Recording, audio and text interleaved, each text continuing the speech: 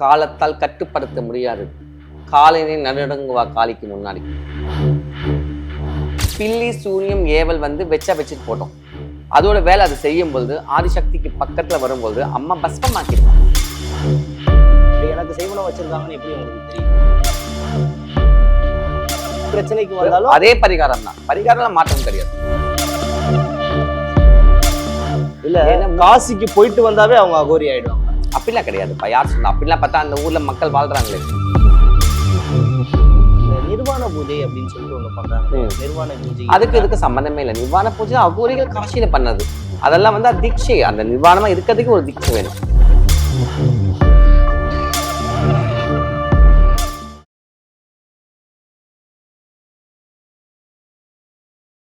GeM தொலைக்காட்சி நேயர்களுக்கு வணக்கம். நான் உங்கள் சோமஜாமுத்து. இன்றைய சிறப்பு நேர்காணல்ல நம்ம கூட இணைந்திருக்கவங்க யார் அப்படின்னு வந்து பார்த்தீங்கன்னா, இவர்கள் ஒரு ஆன்மீகவாதி மற்றும் காளி உபாசகர் திருநங்கை சாமுண்டி மலையக்காமா. அவங்க தான் நம்ம கூட இருக்காங்க. அம்மா வணக்கம். வணக்கம். எப்படி இருக்கீங்க? நல்லா. உங்க ஆன்மீக பயணம் எப்படி போயிட்டு இருக்கு? எங்க இருந்து ஸ்டார்ட் ஆயிடுச்சு உங்க ஆன்மீக பயணம்? கண்டிப்பா நல்ல கேள்வி இது. அதாவது ஒருத்தவங்க வாழ்க்கையும் வந்து அம்பாலோ சரி, சிவனோ சரி, இல்லை எந்த தெய்வம் வந்து அவங்க வந்து ஆட்கொள்றாங்களோ அப்பதான் வந்து நம்ம மாற முடியும். நாமளே நினைச்சு அந்த தெய்வத்துக்கிட்ட போகிறத விட அந்த தெய்வம் நம்மளை தொட்டாதான் நம்ம வந்து மேலே வருவோம். அதுதான் வந்து இதிகாசங்களும் சரி, புராணங்களும் சரி, இன்னைக்கு இருக்கிற காலகட்டத்திலையும் சரி, எத்தனையோ வாழ்க்கையில வந்து அந்த தடம் மாறும் பொழுது நம்மள தெய்வம் தொடும் பொழுது நம்மளோட வாழ்க்கை மேன்மை அடையும். அதனால நம்ம மேன்மை அடைவோம். அதனால நம்ம சுற்றி இருக்கிறவங்களும் மேன்மை அடைவாங்க. ஸோ என்னோட வாழ்க்கை பார்த்தீங்கன்னா, நாங்கள் பிறப்பிலே திருநங்கைகள். ஸோ திருநங்கை பொறுத்த வரைக்கும் என்னன்னு பார்த்தீங்கன்னா, எப்போதுமே ஒரு அதிர்ஷ்டம் இருக்கும். இது யாராக இருந்தாலும் சரி, எப்பவுமே ஒரு அதிர்ஷ்டம் இருக்கும். அது நீங்கள் எப்படின்னு அதிர்ஷ்டம் சொன்னால், என்னை பொறுத்த வரைக்கும் ஒரு திருநங்கையை பிறக்கிறதே அதிர்ஷ்டம் தான். ஏன்னா இன்னைக்கெல்லாம் பார்த்தீங்கன்னா எவ்வளோ திருநங்கைகள் வந்து வாழ்க்கையில் வந்து சாதிச்சு இன்னைக்கு எங்கேயோ போயின்னு இருக்கிறாங்க. அப்போது இவ்வளோ நாட்கள் அவங்க இல்லையான்னு கேள்வி கேட்டது கிடையாது. ஆதி காலத்துலேயும் இருக்கிறாங்க. பட் ஆனால் இந்த டைமில் அங்கீகாரங்கள் அதிகமாக இருக்கிறதால எல்லாமே வெளியே வந்து தைரியமாக பண்ணுறதால இன்னைக்கு சோஷியல் மீடியா நல்ல ஒரு சப்போர்ட்டாக இருக்கிறதால எல்லாருக்கும் நல்ல வாய்ப்புகள் கிடைக்கிறதால முன்னேறி வராங்க. அதே மாதிரி என்னோட வாழ்க்கையை பார்த்தீங்கன்னா, நான் பிறந்தது வளர்ந்தது சென்னை தான், காசிமேடு தான். அப்பா அம்மா எல்லாம் இங்கே தான் இருக்கிறாங்க. நான் வந்து கேட்ரிங் அண்ட் ஹோட்டல் மேனேஜ்மெண்ட் படித்தேன். நான் படித்து முடிச்சுட்டு 5 ஸ்டார் ஹோட்டலில் ஒர்க் பண்ணேன். அதுக்கப்புறமா எனக்கு வந்து எப்பவுமே வந்து என்னென்னா, நானும் திருநங்கையாக மாறணும்னு சொல்லிட்டு ரொம்ப ஒரு இது. பட் ஆனால் வீட்டில் பயம் எனக்கு. வீட்டில் வந்து கொஞ்சம் நிறைய பெரிய ஃபேமிலி. ஸோ அவங்களுக்கு நான் சொல்லி புரிய வச்சு கொடுத்துக்குள்ளே எனக்கு ரொம்ப நாட்கள் கடந்துருச்சு. சரி, எப்பவுமே வந்து படிப்பு வந்து நம்மளுக்கு எப்பவுமே முக்கியம். சரி, எங்கள் வீட்டில் என்ன சொன்னாங்க, நீ படித்து முடிச்சுட்டு என்ன வேணால் பண்ணிக்கோ சொன்னதால சரி நான் ஃபுல்லாக படித்து 5 ஸ்டார் ஹோட்டலில் பல வருஷங்கள் நான் வேலையும் செஞ்சு அதுக்கப்புறமா என்னோட காலில் நான் நின்ற பிறகு தான் நான் வந்து என்னோட டிசிஷன் எடுத்தேன். அப்போ எடுக்கும்பொழுது நான் சர்ஜரி பண்ண பிறகு அதுக்கப்புறம் வந்து படங்கள் நடித்தேன், மாடலிங் துறையில் வந்தேன். எல்லாத்துலேயுமே வந்து கடவுள் புரிஞ்சு நல்ல ஒரு சக்ஸஸ் தான் வந்தேன் நான். பட் ஆனால் சின்ன வயசுலேருந்தே எனக்கு வந்து ஆன்மீகத்தில் பயங்கர ஒரு ஈடுபாடு. அதாவது அந்த தெய்வத்தை வந்து கண்மூடித்தனமாக நாங்கள் வந்து நம்புவோம். நம்பிக்கை தான் தெய்வமே, இல்லை நம்பிக்கை தான் கடவுள். நம்ம ஒரு சின்ன ஒரு கல்லை வச்சு ஒரு மஞ்சள் குங்குமம் வச்சு ஒரு கற்பூரம் ஏற்றி ஒரு நெய்தீபம் ஏற்றி கையெடுத்து கும்பிட்டோம் பழிக்குதுன்னா அந்த நம்பிக்கை தான். ஸோ அந்த நம்பிக்கையில வந்து எங்கள் வாழ்க்கை எங்கள் தொடரும் பொழுது எங்களுக்கு எவ்வளோ கஷ்டங்கள் இருக்குது நாங்கள் சொல்லி புரிய வைக்கணும் உங்களுக்கு தெரிய தேவையில்லை. ஏன்னா இன்னைக்கு இருக்கிற சோஷியல் மீடியாவில் எல்லாரும் நீங்கள் பார்த்துட்டு தான் இருக்கீங்க. ஸோ அந்தந்த ஒரு வாட்டுக்குமே என் கஷ்டங்களுக்கு என் தாய் தான் வந்து பக்கத்துறையாக நின்றா. நீங்கள் மாடலிங் துறை, சினிமா துறையில் இருந்துட்டு சடனாக ஃபுல்லாக வந்து ஆன்மீகத்தில் இறங்கினதுக்கான காரணம் அது நான் சொல்ல வரேன். சரியா, எப்பவுமே வந்து ஒரு சொல்லாங்க பார்த்தீங்களா, எந்த கல்லை வந்து அதிகமாக செதுக்குறாங்களோ அதுதான் வந்து சிற்பமாக நிற்கும். எந்த கல் அதிகமாக அடி வாங்குதோ அது சிற்பமாக நிற்கும். அதே மாதிரி என் வாழ்க்கையுமே எனக்கு நடுவில் வந்து ரொம்ப உடம்பு சரியில்லாமாயிடுச்சுன்னா எனக்கு வந்து பிளாக் மேஜிக் பண்ணிட்டாங்க. அப்போ நான் வந்து எனக்கு அப்படியே சுத்தமாக எனக்கு கை கால் வரல, கீழே அது எழுந்துச்சு நடக்க முடியாத அளவுக்கு எனக்கு உடல் வந்து ரொம்ப உபாயம் ஆயிடுச்சு. எல்லாமே நான் இறந்துருவேனே சொல்லிட்டாங்க. ஆனால் அப்போ வந்து நான் வணங்குற அந்த தேவி மகா காளியும் நான் வணங்குற அந்த சோட்டானிக்கரை பகவதி அம்மாவும் எனக்கு வந்து கை கொடுத்து என்னை திருப்பி எழுந்து உட்கார வச்சாங்க. அப்போ வந்து என் வாழ்க்கை பெரிய ஒரு மிரக்கல் நடந்தது. அப்போ நான் என்ன நினச்சேன்னா, ஒரு மரண வாயில் போயிட்டுன்னு சொன்னவங்க திருப்பி அந்த உயிரை வந்து கொடுத்துருக்காங்கன்னா நம்ம இனிமேல்ட்டு நம்ம எந்த ஒரு இதுவும் தேவையில்லை. நம்ம உயிர் இருக்கிறதுக்குமே கடைசிக்கும் அந்த தெய்வத்துக்கிட்டே நம்ம ஒப்படைச்சிடலாம் சொல்லிட்டு நான் முழுசாக வந்து என்னையே கொடுத்துட்டேன் தெய்வத்துக்கிட்ட. அதோட வளர்ச்சி என்னன்னு பார்த்தீங்கன்னா, என்னை காசிக்கு கொண்டு போச்சு. என்னை கேரளாவுக்கு கொண்டு போச்சு. எங்கெங்கே வந்து பத்ரகாளியோட அந்த பிரயோகங்கள் எங்கெங்கே இருக்கோ அங்கெல்லாம் நான் போனேன். அங்கெல்லாம் போய் நின்று குருமார்களை பார்த்தேன். நிறைய விஷயங்களை கற்றுக்கினேன். அப்போது இந்த உலகத்தை தாண்டி இவ்வளோ விஷயங்கள் இருக்குதா சொல்லிட்டு நான் வந்து ஒரு பெரிய ஒரு எனக்கு ஒரு புதுசாக இருந்தது எல்லாமே. அந்த அனுபவங்கள் வந்து ரொம்ப புதுசாக இருந்தது. பட் ஆனால் திருப்தியாக இருந்தது. ஃபைனலாக அதுதானே வாழ்க்கை. இன்னைக்கு எல்லாருக்கிட்டையும் பணம் இருக்குது, எல்லாருக்கிட்டையும் காசு இருக்குது, எல்லாருக்கிட்டையும் பொருட்கள் இருக்குது, எல்லாம் சொந்த பந்தங்கள். அந்த நிம்மதி இல்லையே. அந்த நிம்மதி வந்து நான் தனியாக இருந்தால் கூட எனக்கு ரொம்ப கிடைச்சது. ஏன்னா எனக்கே யாருமே கிடையாது. நான் ஒரு ஆள் தானே. எனக்கு எங்கே போனால் எப்படி போனால் எனக்கு என்ன வந்தது. ஸோ நம்ம எப்படி வேணால் வாழ்ந்துக்கலாம். ஆனால் இப்படி தான் விதி இருந்ததால் நான் அந்த அம்மா கிட்ட போனேன். அது போய் கடைசியில் காசிக்கே போனதால் அங்கே இருக்கிற பார்த்தீங்கன்னா அவள் தான் அகோர காளி. அதாவது அகோரிகள் வழிபடுற காளி அந்த அம்மா தான். அங்கே இருந்து எனக்கு அகோரிகள் பூஜை பண்ணி எனக்கு சில வித்தைகளை கற்றுக் கொடுத்து இப்படி தான் இருக்கணும் சொல்லிட்டு எனக்கு வந்து அந்த அம்மாவை எனக்கு கொடுத்தாங்க. அந்த அம்மா அங்கேருந்து எடுத்து வந்து இங்கே நான் ஃபஸ்ட்டு வந்து எங்கள் வீட்டில் தான் நாங்கள் வச்சோம். ஸ்டார்டிங்கே நம்ம கோயிலெலாம் கட்டலை. நான் வந்து சின்ன ஒரு வீட்டில் அந்த வீட்டில் தான் நான் வச்சு வழிபாடு பண்ண ஆரம்பித்தேன். அதாவது எந்த ஒரு இதுவுமே ப்ராக்டிஸ் தான். நம்ம வந்து ஆன்மீகம் வந்து ப்ராக்டிஸ் தான். அதை ப்ராக்டிஸ் நம்ம கரெக்டாக பண்ணும் பொழுது நம்மளை அம்மா வந்து லிஃப்ட் மாதிரி நம்ம மேலே கொண்டு வந்துடுவோம். அந்த மாதிரி வீட்டில் நாங்கள் ஆரம்பித்தோம். வீட்டில் ஆரம்பித்து அதுக்கப்புறம் இங்கே இடம் வாங்கினேன். அப்போ ஓலை குடிசை தான். நீங்கள் ஃபஸ்ட்டு இன்டர்வியூவில் பார்த்தீங்கன்னா தெரியும். அம்மா வந்து ஓலை குடிசை தான். ஆனால் பூஜைகள் மட்டும் தடையில்லாமல் நடந்துருக்கும். 7 நாளைக்கு ஒரு நாள் ஒரு பூஜை பண்ணுவோம் நாங்கள், அந்த பரிகார பூஜை. அதே மாதிரி மாதத்துக்கு 2 தடவை ஆடு பலி கொடுத்து எல்லாருக்கும் அன்னதானம் போடுவோம். ஸோ அந்த பரிகாரங்கள் வந்து தொடர்ச்சியாக நடந்ததால் இன்றைக்கி அம்மாவை தேடி வந்தவங்க நிறைய பேருக்கு சக்ஸஸ் ஆகிருக்கு. எவ்வளோ செலிப்ரிட்டிஸ், எவ்வளோ விஐபிஸ், எவ்வளோ கட்சியாளங்க, எவ்வளோ கணவன் மனைவி பிரிஞ்சு போனவங்க, அது மாதிரி எவ்வளோ நோய் நொடியில் இருக்கிறவங்களாம் நிறைய சரியாகி அவங்களால எழுப்பப்பட்ட கோவில் தான் இது. முழுக்க முழுக்க அந்த அன்னையின் கருணையாலையும் பக்தர்கள் வேண்டுகோளாலையும் அந்த அம்மா ஏற்றுனால இன்னைக்கு இந்த கோவில் கட்டியிருக்கு. இது எதுன்னு கூட சொல்ல முடியாது.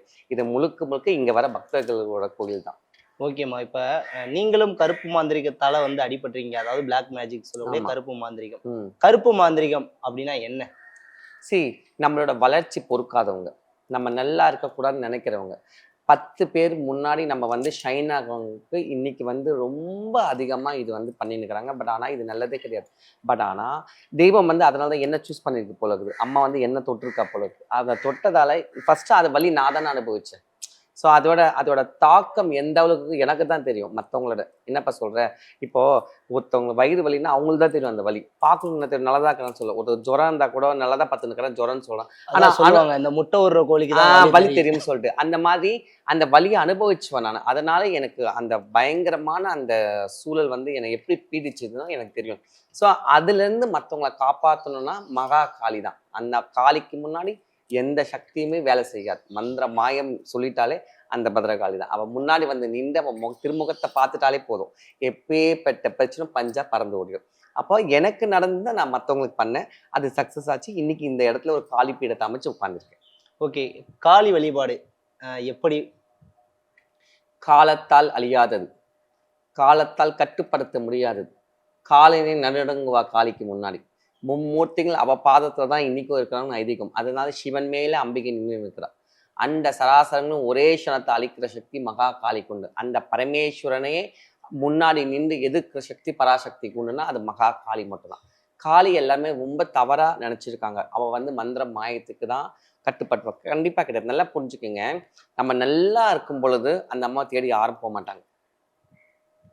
நல்லா சொல்ல அந்த கோயில் போய் மாலை போடுறது, இந்த கோயிலுக்கு போயிட்டு விளக்கு போடுறது, இந்த சாமிக்கு போயிட்டு அளவு போடுறது, இந்த சாமிக்கு போய் மாலை போட்டு மலைக்கு போறது. நீங்க சொல்றது எப்படி இருக்குன்னா, உடம்புல எதனா ஒரு பிரச்சனை டாக்டரை தேடி போவோம். என்ன சொல்றீங்க? அப்படி இருக்கும் பொழுது ஏதாவது ஒண்ணு தப்பா நடந்துச்சு, ஏதாவது ஒண்ணு ஆக்சிடென்ட் ஆயிடுச்சு, இல்லைன்னா ஏதாவது ஒண்ணு கெட்ட கிணம் வந்துருச்சு, இல்லைன்னா கெட்டது நம்மள அமுத்துது, இல்ல கெட்டது நடக்குது, இல்லை நல்லா இருந்து நம்ம திடீர்னு வீட்டுல யாராவது செத்து போயிட்டாங்க, இல்ல ஏதாவது அபசகம் நடந்தா மட்டுமே டக்குன்னு கண்ணை மூடின்னு வருது காளி தான். அப்போ என்ன அர்த்தம்? அப்போ இத்தனை தெய்வங்கள் நீங்க கும்பிட்டு பலன் இல்லாத டைம்ல தான் நீங்க இந்த அம்பிகை கிட்ட வரீங்க. இப்ப எங்களோட கருத்து என்னன்னா, ஆதியும் அவதான், அந்தமும் அவதான், முடிவும் அவதான், ஆரம்பமும் அவதான். அப்போ நாங்க ஸ்டார்டிங்ல இருந்து அந்த அம்மா கிட்ட இருக்கும் பொழுது எங்களுக்கு தசமகா வித்யால முதல் தேவி தட்சிணேஸ்வரி, தட்சிண மகாகாளி. அந்த அம்பிகையில் வந்துதான் அத்தனை தெய்வங்களுமே. அப்ப இந்த அம்பிகையை வழிபாடும் போது 303 கோடி தேவாதி தெய்வங்கள் வழிபடுறது சமம். இப்போ நாங்கள் வந்து அந்த அம்மாவை மதுரை மீனாட்சினா மதுரை மீனாட்சியாக பார்த்துருவோம். காஞ்சி காமாட்சினா காஞ்சி காமாட்சி அவள் தான். காசி விஷாலாட்சினா அவள் தான் விஷாலாட்சி. சிவன், பிரம்மா, விஷ்ணு, முருகர், விநாயகர் எத்தனை தெய்வங்களுக்கும் நாங்கள் அந்த அம்மாவை பார்த்துருவோம். தெய்வமே கெதி நம்ம போகும் பொழுது அத்தனையும் உன் பாதத்துல வந்து போட்டுடுவா. வித்தியாசம் இருக்குதுல்லப்பா. புரியுது புரியுது. இன்னைக்கு நம்ம அது பண்றோமா? கிடையாது. எல்லாமே மாயையில போய் திளைச்சி இருக்கிறோம். ஆசையில போய் மூழ்கி இருக்கிறோம். அப்ப அதெல்லாம் நம்ம வந்து கடந்து வந்தனா இந்த மாதிரி ஒரு பொக்கிஷத்தை என்னோட வாழ்க்கை இன்னைக்கு நடந்துக்குது ஒரு கலியுகத்தில் ஒரு அதிசயம் தான். ஏன்னா நான் வந்து ஒரு காலத்துல எப்படி இருந்தனோ அதெல்லாம் மாத்தி இன்னைக்கு ஆன்மீகத்துல உட்காந்து இன்னைக்கு ஒரு குருவா உட்காந்து எனக்கு கீழே வந்து 12 சீடர்கள் இருக்காங்க. அது எவ்வளவு பெரிய பெருமை அது சொல்லுங்க. இன்னைக்கு எனக்கு அப்புறம் இந்த கோயில் வழி நடத்துறதுக்கும் இந்த பீடத்தை வழி நடத்துறதுக்கும் ஏன் இந்த பூஜையை வழி நடத்துறதுக்கும் இன்னைக்கு இருக்கிறாங்கன்னா அது எவ்வளவு பெரிய விஷயம் அது. இந்த மாதிரி ஒரு விஷயத்துக்கு வந்து தெய்வம் வந்து நம்ம என்ன சூஸ் பண்ணிருக்கு இந்த ஜென்மால நான் பண்ண மகா பாகியம் தான் நான் சொல்லுவேன். நான் ஏன்னு கேட்டிங்கன்னா இங்க நீங்க பாத்தீங்கன்னா தெரியும் அங்க வந்து காஷி காளி இருப்பா, அங்க அம்மா அங்கதுக்கு வந்து இங்க வந்து மகா காளி பாத்தீங்கன்னா 10 கை இருப்பா, பக்கத்து வந்து மூகாம்பிகை, அந்த மாதிரி வந்து பகவதி. ஸோ எல்லாமே உக்ரமான தேவதைகள் தான். இங்க வந்து மகா பிரித்திங்கிறா, அந்த பக்கம் பாத்தீங்கன்னா ஸ்வர்ணாகர்ஷ்ண பைரவர், இந்த பக்கம் மகிஷாசுர மர்தினி. அத்தனை தெய்வங்களுமே வந்து இல்லைன்னு என்று சொல்லுக்கே எங்களுக்கு இடம் கிடையாது. நீ எத்தனை பஞ்ச பரதேசியா நீங்க வந்தா கூட இந்த பரிகாரம் பண்ணும் பொழுது 100% உங்களுக்கு நல்லதுதான் நடக்கும். அதனால்தான் இன்னைக்கு இத்தனை பேர் நம்பி இங்க வராங்க. ஓகேம்மா, இந்த பில்லி சூனியம் ஏவல் இதை பத்தி என்ன நினைக்கிறீங்க? பில்லி சூனியம் ஏவல் வந்து வச்சுட்டு போட்டோம். அதோட வேலை அது செய்யும் பொழுது ஆதிசக்திக்கு பக்கத்துல வரும்பொழுது அம்மா பஸ்பமாக்கிடுவா.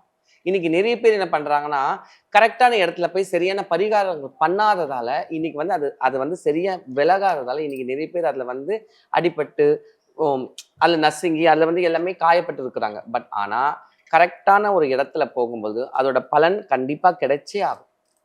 பலன் இல்லாம உலகத்துல எதுவுமே கிடையாது. அது வந்து ஒருத்தவங்களுமே அந்த நம்பிக்கையோட அந்த பரிகாரங்கள் பண்ணும்போது அந்த தெய்வத்தை முன்னாடி நின்று விளக்கேற்றும் போது கையெடுத்து கும்பிடும்போது அம்மா மனம் இறங்கி வருவா. அவளுக்கு முன்னாடி என்ன இருக்கு? சூரியன் சந்திரன் அவ பார்த்து உருவாக்குனது. சாதாரண மனிதர்கள் பண்ற பில்லி சூரியமா அவளுக்கு பெரிய விஷயம். 5 செகண்ட் கொடுக்கறது, கண்ணு மூடி கண்ணத்தோக்குள்ள பிச்சுன்னு ஓடிடும். ஓகே, பில்லி சூனியம் ஏவல் இந்த பிரச்சனைக்காக உங்களை தேடி வந்திருக்காங்களா? எவ்வளவு பேருப்பா. காளினாவே மாந்திரிக பூஜை தானே. மந்திர தந்ததுக்கு அதிபதி பத்ரகாளி. இன்னைக்கு வந்து எவ்வளவோ பிரச்சனைகள் வந்து அம்மா சரி பண்ணிக்கிறது. அந்த மந்திர மாயில ஒண்ணுமே கிடையாது, சர்வ சாதாரணமா எடுத்துருவேன். 5 செகண்ட் தான் பிச்சு பிச்சு எரிஞ்சிருவேன். ஏன்னா இது நீங்களே பார்த்துருக்கீங்க எவ்வளோ பேர் வந்து எவ்வளோ விஷயங்கள் வந்து நான் வந்து ஸ்டார்ட் பண்ண சொல்றது எவ்வளோ பேரை வந்து நான் காப்பாத்திருக்கிறேன். எவ்வளோ பேரை அம்மா வந்து அவங்கவுங்க ஈகோவால் அவங்கவுங்க தவறுக்கு தண்டனையும் கொடுத்துருக்குறோம். அதையும் நீங்க பார்த்துருக்கீங்க. ஸோ பரிகாரங்கள் என்பது நாம யாரையுமே அழிக்கவும் நினைக்கவே கூடாது. கெடுவான் கேடு நினைப்பான். என்ன விதைச்சாங்களோ அதுதான் அவங்க அறுவடை பண்ண முடியும். இப்போ உனக்கு ஒருத்தவங்க சேவனை பண்ணிட்டு இருக்காங்க, ஒரு பேச்சுக்கு சொல்றேன். அப்போ நீ 4 இடத்துக்கு போய் சரியால இங்க வந்து சரியாகும் பொழுது ஏன்னா இவ காலி உட்காந்துக்கலாம், அவருக்கு அதான் வேலை. இங்க வந்து அந்த பரிகாரங்கள் பூஜைகள் எல்லாம் பண்ணும் பொழுது இப்போ உனக்கு கிளியராக வச்சுக்க அது எங்க போவோம்? அவங்களுக்கே ரிப்பீட். நாம போய் தனியாக அவங்க பண்ண அவசியமே கிடையாது. அது பண்ணவும் கூடாது. நம்ம தர்மத்தை நோக்கி போகும்போது அவ பார்த்துக்குவா.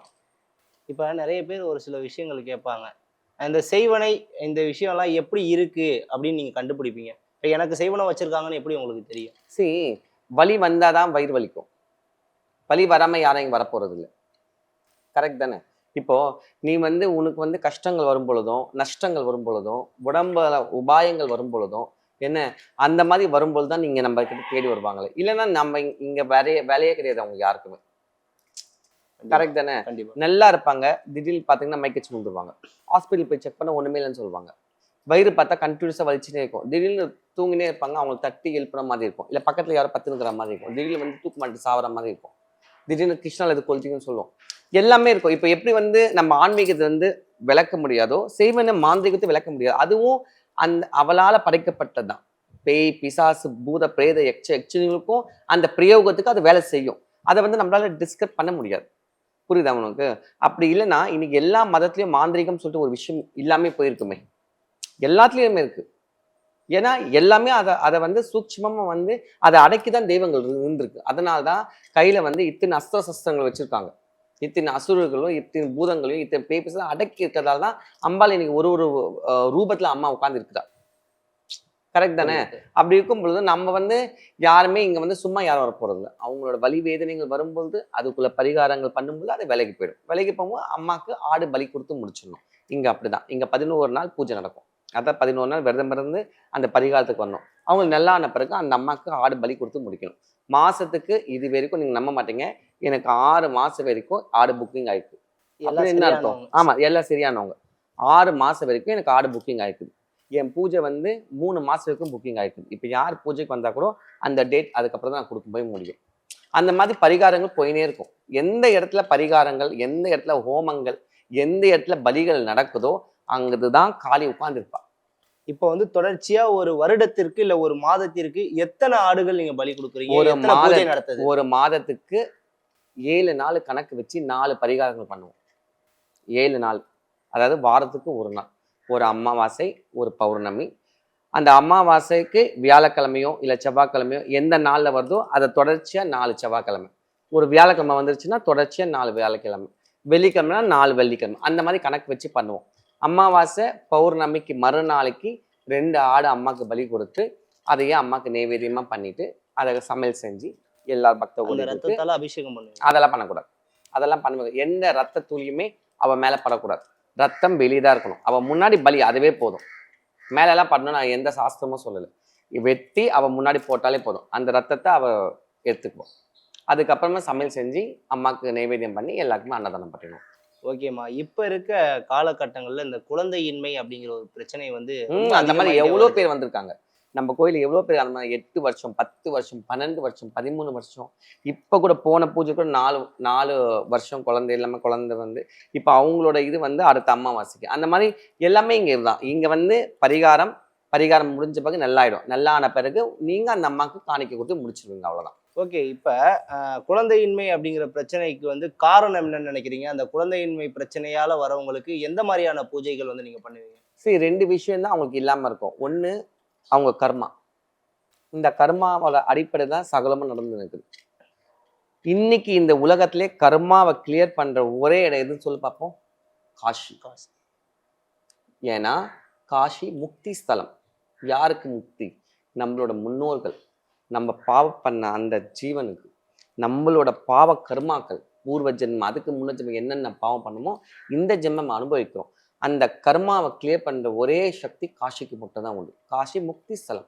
அப்போ பித்ருகளோட சாபம் இல்ல அந்த வம்சத்தோட சாபம் இல்ல அந்த வம்சத்துல இருக்கிற குலதெய்வத்தோட சாபம் இல்ல அந்த வம்சத்துல இருக்கிற பெண் சாபம் இல்ல அந்த வம்சத்துல இருக்கிற வேற ஏதாவது அவங்க அடிச்சிருப்பாங்க.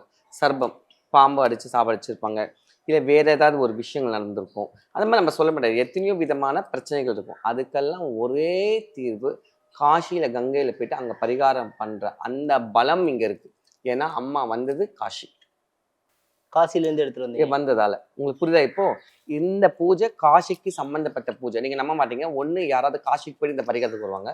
இல்ல இந்த பரிகாரம் முடிஞ்சோன்னா தன்னால காசிக்கு போயிடுவாங்க. ஓகே. இப்போ வந்து அந்த குழந்தையின்மைக்கு என்ன மாதிரியான பூஜைகள் பண்ணுவீங்க? எல்லாமே பரிகாரம் தான்ப்பா. நான் தான் சொன்னேன்ல கர்மா என்ன எல்லாருக்கும் ஒரே மாதிரி தான் பரிகாரம். அதே பரிகாரம் தான். இப்ப எந்த ஒரு பிரச்சனைக்கு வந்தாலும் அதே பரிகாரம் தான். பரிகாரம் மாற்றம் கிடையாது. இந்த காளி பூஜை காளி வழிபாடு எப்படி பண்ணணும் அதை பத்தி? காளி வழிபாடு என்பது ஒரு குரு மூலியமா தான் எடுத்து பண்ண முடியும். நீங்க நினைக்கிற மாதிரி ஒரு போட்டோ எடுத்து வீட்டுல போய் வச்சா வீர நாளாக்கிடுவா அந்த அம்மா. செய்ய முடியாது. ஏன்னா காளி வந்து மயானத்துல இருக்கவ, ஸ்மசான வாசி. ஒரு சுடுகாட்டுல இருக்கிறவ வந்து சாதாரணமா இருக்க மாட்டா. பேய் பிசாசு பூத பிரேதங்களோட பவனி வருவா. நீங்க காளி போட்டோ பார்த்துருக்கீங்களா? அந்த போட்டோல பாத்தீங்கன்னா சிவன் கீழே பத்துன்னு இருப்பார். அது பின்னாடி குட்டி குட்டி குட்டி குட்டியா இருப்பாங்க பார். அம்மா மாதிரியே நான் கையில கத்தி கபலம் எல்லாம் வச்சுன்னு இத்தனை பேரோட பரிவாரங்களோட இருக்கிறவ. அப்ப அப்படி இருக்கிறப்போ நம்ம எப்படி வந்து வீட்டுல வைக்க முடியும்? அப்போ ஒரு குருவா இருந்தா நான் அந்த பரிகாரங்களை எப்படி பண்ணணும்னு சொல்லி கொடுப்பேன். அது சொல்லி கொடுக்கும் பொழுது அவங்களுக்கு அது நன்மை நடக்கும். சும்மா எல்லாரும் போய் வச்சுக்க சொல்ல முடியுமா? அது அபத்தம் ஆயிடும். தவறாயிடும். உக்ரமான தேவதைகளை கோயில்ல போய் தான் வழிபடணும். இல்லைன்னா ஒரு நல்ல குரு மூலியமா நம்ம வீட்டுல வச்சு அது வழிபாடு பண்ணும்போது பலன் கிடைக்கும். இப்போதைக்கு நீங்க வந்து இந்த மாதிரி ஒரு சில விஷயங்கள் இருப்பீங்க. இப்ப ரீசன்ட் டைம் ட்ரெண்ட் என்ன அப்படின்னா வாராகி அம்மனை வந்து வீட்டுல வைக்கிறது, பிரித்யங்கரா தேவியை கொண்டு வந்து வீட்டுல வைக்கிறது, இந்த மாதிரி விஷயங்கள்லாம் பண்றாங்க. அவங்களுக்கு வழிபாடு இவங்க வந்து வீட்டுல வச்சு வழிபாடு பண்ணலாமா? சரி, பிரித்திங்கர அம்மா வச்சாங்க. சரி, அது ஒரு சீசனாவே இருந்தது. அதுக்கப்புறமா வாராகி அம்மன் சீசன் இருந்தது. அதுக்கப்புறம் இன்னும் எத்தனை தெய்வங்கள் சீசனா வந்தாலும் அவங்களுக்கெல்லாம் அம்மா காளியே சகல தேவி மகாசக்தி அவதான். இப்போ பிரித்திங்கரால இருந்து காளி வரல, காளில இருந்தா பிரித்திங்கர வந்தா.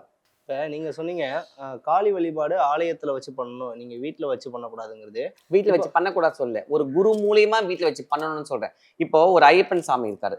நீங்களே போட்டோ எடுத்து வீட்டுல வச்சு விளக்கு எது மாலை போட்டுக்குவீங்களா? இல்ல. ஏன் போட மாட்டீங்க? ஒரு குரு அதுக்குன்னு அதே மாதிரிதான் உண்மையா ஏன்னா இல்லையா? நமக்கு பூஜை இப்போ முறையும் இப்போ தெரியாது. தெரியாது. அதே மாதிரி இப்போ ஓம் சக்தி மாலை போடுறாங்க மருவத்தூர்ல. நாமளே போய் ஒரு செவ்வாடை கட்டிக்கின்னு கடையில் போய் ஒரு மாலை வாங்கி போட்டுக்க முடியுமா? ஒரு பூசாரி அதுக்கு அந்த அந்த தெய்வத்தோட அந்த குருசாமி தெய்வத்தோட வழிபாடு வழிபாடு இருக்கவங்க ஒண்ணு இருக்கு. பண்ணுவாங்க. அதே மாதிரிதான் காளிக்கும் வழிபாடுன்னு ஒண்ணு இருக்குது. அந்த வழிபாடு மூலியமா நீ போனால் மட்டும் தான் சக்சஸ் கொடுக்கும்.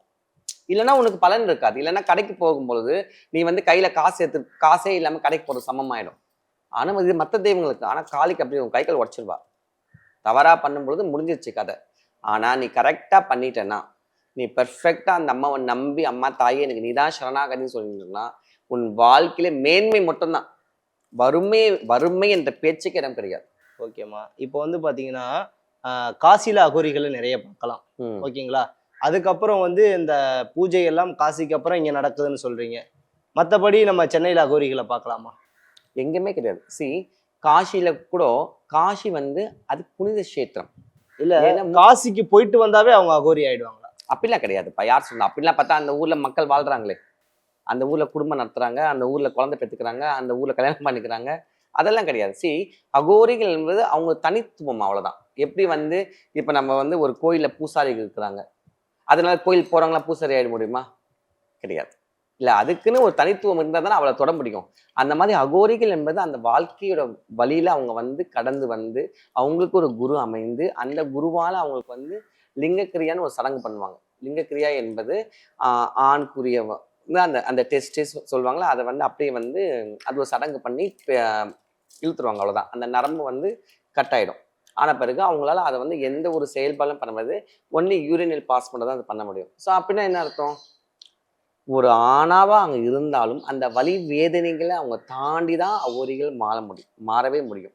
அப்ப அவங்கள வந்து இழக்கிறதுக்கு என்ன இருக்கு? எல்லாமே இழந்துட்டாங்க. அவ்வளவுதான். இப்ப நடுவுல இருக்க வந்த அகோரிகள் எல்லாம் பொய்யுங்கிறீங்க.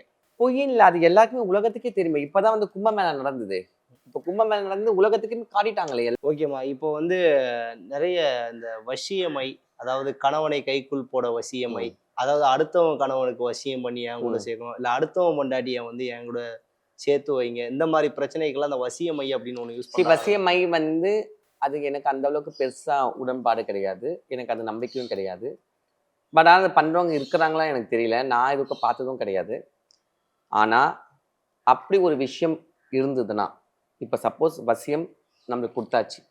ஒரு மயிலையோ, நான் சொல்றது வந்து ஆதி காலத்துல பெர்ஃபெக்டா பண்றவங்க தான் நான் கேள்விப்பட்டிருக்கேன். இப்ப எனக்கு தெரியல அந்த மாதிரி. இப்போ வந்து நிறைய மாந்திரிகவாதிகள், அதாவது ஆன்மீகவாதிகள் இப்படிலாம் வந்து நிறைய வந்து வந்துட்டு இருக்காங்க. நிறைய போலியான சாமியார்கள் உருவாகுற விதமும் வந்து வந்துட்டு இருக்கு. இத பத்தி என்ன நினைக்கிறீங்க? உண்மைக்கு என்னைக்குமே தெய்வம் துணை போகும். பொய் கொஞ்ச நாள் தான். அது மக்கள் வந்து புரிஞ்சுக்குவாங்க. அது கண்ணில் காட்டிடும். நிலைக்காது. அதாவது ஸ்டேபிள் ஆக முடியாது. ஏன்னா ஆன்மீக பொறுத்த வரைக்கும் எப்பேற்பட்டவன் தவறு செஞ்சா ஒரு நாள் செருப்படி உண்டு. அதுல டவுட்டே கிடையாது. ஏழையா இருந்தாலும் தர்மத்தின் வழியில் நடக்கும் பொழுது, தெய்வத்தின் கருணை இருக்கும் பொழுது ஒரு நாள் அவங்க மேல வந்தே ஆவாங்க. இப்ப நிறைய பேர் என்ன சொல்லுவாங்க, ஒருத்தனுக்கு வந்து வாழ்க்கையில பிரச்சனை இருக்கலாம், ஆனா வாழ்க்கையே பிரச்சனையா இருக்கு, நம்ம எதுவுமே பண்ணல, எல்லாருக்கும் நல்லதுதான் பண்றோம், பட் வந்து ஏன் நம்ம இவ்வளவு சோதிக்கிறாரு கடவுள் அப்படிங்கிற மாதிரி நிறைய அது பேர் விதி கர்மான்னு ஒண்ணு இருக்குல்ல, அது நம்ம ஒண்ணும் பண்ண முடியாது. விதி கர்மாக்கு எல்லாருமே கட்டுப்பட்டு தான் ஆகணும். என் விதியை வச்சு உன்னை மாத்த முடியுமா? கிடையாது. இப்ப நீங்க சொன்னது மாதிரி கரெக்டான ஒரு வழியில போறோம், நயமா யாருக்கும் எந்த துரோகமும் பண்ணல, எதுவும் பண்ணல, கரெக்டா நம்ம வேலையை பார்த்திருக்கோம், அதுக்கான பலனே கிடைக்காம பல பேர் இருக்காங்க இல்லையா? கண்டிப்பா கிடையவே கிடையாது. ஒரு நாள் அவங்க அந்த தர்மத்தை நிக்கும்போது பலன் கிடைச்சேதான் ஆகும். அன்புதான் சிவம், தர்மம் தான் கடவுள். இது ரெண்டுமே ஒருத்தன் தொட்டானா கண்டிப்பா அவனுக்கு நன்மை நடந்தே ஆகும். மேபி அவங்க டைம் சரியில்லாம இருக்கலாம், கரெக்ட் தானே? இல்ல வேற ஏதாவது பிரச்சனை அவங்க மாட்டிக்கலாம். பட் ஆனா கண்டிப்பா தெய்வம் கீழே விடவே விடாது. ஒரு நாள் அவங்க அந்த கனியை எட்டி பிடிச்சிருவாங்க. ஓகேம்மா. இப்போ வந்து இப்ப சீசன், அதாவது சோசியல் மீடியாலாம் நிறைய வளர்ந்துருச்சு. இந்த காதல் பிரச்சனைகளுக்காக கோவிலுக்கு தேடி போறவங்களா இருக்காங்க. ஒரு காலத்துல வந்து முருகர் அப்படிங்கும்போது ஒரு குறிப்பிட்ட பேர் வந்து தெரிஞ்சு கும்பிடுவாங்க. இப்ப யார பார்த்தாலும் முருகர். காதல் கிடையாது. அதுக்கு அது காரணம் வந்து என்னன்னா, இந்த இன்ஸ்டாகிராம்ல வந்து இந்த காதல் பிரச்சனையா, உன் ஜோடியை நான் உன்னை தேடி வர வைப்பேன் அப்படிங்கறது மாதிரிலாம் போட்டு வந்து இது பண்ணிட்டு இருக்காங்க. இப்ப நிறைய காதல் ஜோடிகள் வந்து பதில் வந்துருச்சு எனக்கு. நீ சொல்றது காதல், அப்ப அது சிங்கிளா, டபுளா, ட்ரிபிளா? சிங்கிள் தானே. ஒருத்தனுக்கு மட்டும் தான் காதல்.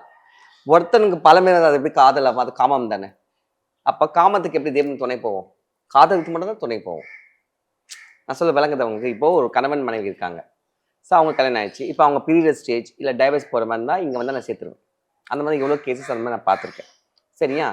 ஆனால் இதே ஒரு பொண்ணோ ஒரு ஆணோ வந்து ஒரு கல்யாணம் பண்ணுறதுக்கு முன்னாடியே ஒருத்தவங்களோட லவ் பண்ணுறாங்கன்னா அது ஒருத்தவங்களோட உண்மையாக இருந்தால் பரவாயில்ல. அந்த இடத்துல அந்த பையன் வந்து 4 பேர்கிட்ட பேசி 4 பொண்ணை லவ் பண்ணும்போது அது எப்படி அது காதலை ஏற்றுக்க முடியும்? அது ஃப்ராட் இல்லை, அது திருட்டு தானே. அது அதுக்கும் ஆண்களுக்கும் சம்மந்தமே இல்லையா. அவன் திமிர்ல பண்றான், அவன் கொழுப்புல பண்றான். அதை போய் இந்த பெண்கள் வந்து ஏமாறும் போது அது எப்படி தர்மத்துக்கு வரும்? இறுதியா ஒரு 3 கேள்வி. முதல் வந்து பாத்தீங்கன்னா, பூஜைகள் என்னென்ன பூஜைகள்லாம் இருக்கு? இப்போ வந்து உங்களுக்கு சக்திகளை பெருக்கிக்கிறதுக்காக பூஜைகள் ஏதாவது பண்ணுவது உண்டா? எல்லா பூஜைக்குமே பிரதான பூஜை இந்த பூஜை தான், மகா பூஜை. அதனால நம்ம அகோரிகளோட வழிபாடுல இருக்கிறதால அகோர பூஜை. இப்போ எனக்கு வந்து பாத்தீங்கன்னா, நான் வந்து ஒரு வாரத்துக்கு 3 பூஜை பண்ணுவேன். அந்த பூஜை என்னன்னா, ஃபர்ஸ்ட் பூஜை வந்து யாக பூஜை பண்ணிடுவேன். ஸோ அதுக்கப்புறம் பலி பூஜை பண்ணுவேன். அதுக்கப்புறம் ஸ்மசான பூஜை பண்ணுவேன். அதாவது சுடுகாட்டில் போய் பண்ணுவேன் நான். அது எப்பவுமே ரெகுலராக பண்ணது என்னோட பூஜை. அது அதாவது எனக்கு கற்றுக் கொடுத்தது, எனக்கு அம்மா சித்தி பண்ணது, என்னோட குருமாக எனக்கு கற்றுக் கொடுத்தது. இதை நீ வந்து நான் சாவரிக்க பண்ணணும். ஏன்னா நான் காளியை தொட்டுட்டேன். அம்மா இருக்கிற இடம் மயானம். என்னதான் இப்போ நீங்கள் இருக்கிற இடம் கூட சுடுகாடு தான். நம்புவீங்களா? இந்த இடம் சுடுகாடு. முன்காலத்தில் இது சுடுகாடு. ஆனால் அம்மா வளர்ந்த பிறகு இந்த இடமே வந்து கட்டிடங்களை கட்ட வச்சு இந்த இடமே ஒரு ஊரை வந்து ஒரு நல்ல ஒரு அட்வான்ஸாக மாற்றிட்டான். எனக்கே தெரியாது, இந்த இடம் வாங்குறப்ப எனக்கு தெரியாது. ஸோ கடல் பக்கத்தில் இருக்கிறதால நம்மளுக்கு வந்து எது பண்ணாலும் சக்ஸஸ் கொடுக்கும். ஏன்னா கடல் பக்கத்தில் எந்த ஒரு பரிகாரங்கள் பண்ணாலும் எந்த தெய்வங்கள் வச்சாலும் அதுக்கு அதிபயங்கரமான பலம் இருக்குன்னு சொல்லிட்டு நம்ம இந்த இடத்த சூஸ் பண்ணோம். இந்த இடத்த பார்த்தப்ப எனக்கு ரொம்ப பிடிச்சது. ரொம்ப அமைதியாக இருந்தது இடம். ஸோ காளிக்கு நம்ம காளிக்கு வந்து சத்தம் இருக்கக்கூடாது.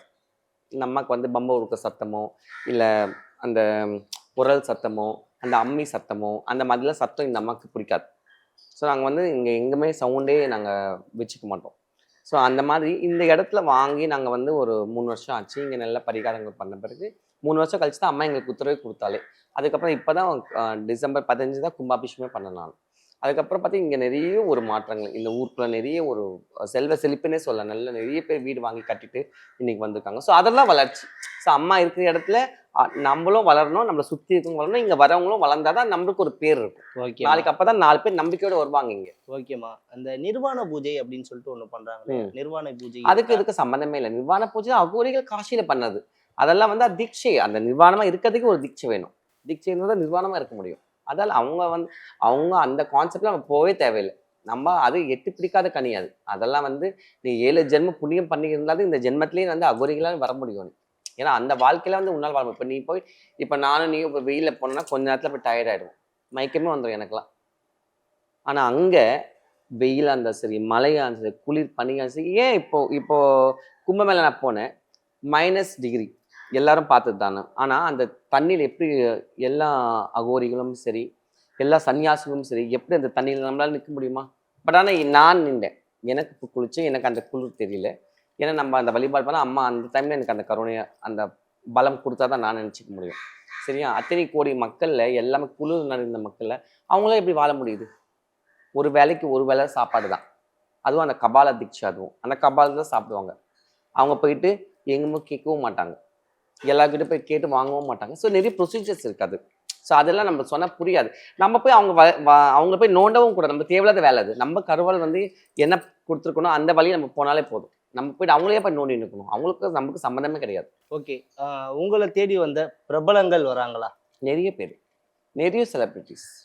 என்ன மாதிரியான பிரச்சனைக்கு அந்த செலிபிரிட்டிஸ்லாம் வராங்க? சில செலிபிரிட்டிஸ் மட்டும் என்ன அவங்க தனியாக மேலே இந்த குதிச்சுட்டாங்க கிடையாது. நம்மள மாதிரி மனிதர்கள் தான். என்ன அவங்க வந்து நம்ம ஆஃப் ஸ்க்ரீனில் இருக்கிறோம், அவங்க ஆன் ஸ்க்ரீனில் இருக்கிறாங்க, அவ்வளோதான் வித்தியாசம். பட் இருந்தாலும் எல்லாருக்குமே வந்து ஒரு இடத்துல எங்கேயாவது வந்து ஒரு கஷ்டங்கள் இருக்கும், ஒரு திருஷ்டி ஆகிடும், இல்லை ஏதாவது ஒரு தடங்கள் இருக்கும். ஒரு பிஸ்னஸ்க்கு போவாங்க, இல்லை ஒரு பட வாய்ப்புகள் கிட்ட போகும்போது தடைகள் இருக்கும். திடீர்னு வந்து யாருக்காவது ஆக்சிடென்ட்ஸ் ஆகிடும். ஸோ அந்த மாதிரிலாம் நடக்கும் பொழுது அவங்க போய் ஜாதகம் பார்க்கும்பொழுதோ இல்லை வேற எங்கே பார்க்கும்போது சொல்லுவாங்க, காளி வழிபாடு இருக்கிற இடத்துல போய் காளியை பார்த்துருவாங்க சொன்னால் அவங்களுக்கு டக்குன்னு என்ன தான் ஸ்ட்ரைக் பண்ணுவாங்க. ஸோ இங்கே வருவாங்க, நான் பரிகாரம் பண்ணி கொடுப்பேன், நல்லாயிடுவாங்க. அந்த மாதிரி எவ்வளோ பேர் வந்திருக்காங்க. ஸோ எல்லாமே பரிகாரங்கள் தான். பரிகாரம் பண்ணும்போது அதோட பலம் அம்மா கொடுத்தே ஆவா. முக்கிய பிரபலங்கள் யார் பேராவது சொல்ல முடியுமா? நிறைய பேர் வந்திருக்காங்க அந்த மாதிரி. நிறைய பேர் வந்திருக்காங்க. நம்ம யாரும் சொல்றது நிறைய பேர் வந்திருக்காங்க. ஓகே, எங்களுக்கு ஏதாவது எவிடன்ஸ்க்கு தரீங்களா? ஃபோட்டோஸ் தரேன். நீங்க பாருங்க. ஓகே. நம்ம எவ்வளோ பேர் வந்திருக்காங்க? நான் ஃபோட்டோஸ் தரேன். நீங்க நீங்க போடுங்க. அது ஒண்ணும் இல்ல. ஓகே. இப்ப அரசியல் சம்பந்தப்பட்ட தலைவர்கள், நான் இந்த தேர்தல்ல ஜெயிக்கணும், ம். என்னை எதிர்த்து நிக்கிறவங்க வந்து டெபாசிட் இழக்கணும், அந்த மாதிரி ஏதாவது பிரச்சனைகள்ல அரசியல் கட்சி ஆட்கள் யாராவது வந்திருக்காங்களா? அந்த வரைக்கும் இது வரைக்கும் எங்கிட்ட வந்ததில்ல. வந்ததானே சொல்ல முடியும். அந்த மாதிரி யாரும் எங்கிட்ட வந்ததில்ல. அரசியல் பிரமுகர்கள் யாரும் வரல. சரி, அதெல்லாம் வந்து ஜென்ம ஜாதகத்தோட சேர்ந்து மண்ணோட பலம் சேர்ந்து அதெல்லாம் கூடி வரணும். அப்பதான் வந்து அந்த உட்காரவே முடியும் அந்த சேர்ல. அந்த சிம்மாசனத்துக்கு வந்து அந்த ராஜ சிம்மாசனம். அந்த ராஜ சிம்மாசனத்துக்கு தெய்வங்களே கட்டுப்படுவாங்கன்னு சொல்லுவாங்க. ஓகே. அதான் நிறைய விஷயம் இருக்கு. ஓகேம்மா. இப்ப நீங்க வந்து நிறைய விஷயங்கள் வந்து எங்களுக்கு சொன்னீங்க. தொடர்ந்து நிறைய விஷயங்கள் நம்ம வந்து அடுத்தடுத்த நிகழ்ச்சியில கண்டிப்பா, வந்து கண்டிப்பா. பேசலாம். உங்க பொன்னான நேரத்தை ஜெம் தொலைக்காட்சிக்காக ஒதுக்குனதுக்கு ரொம்ப நன்றிம்மா.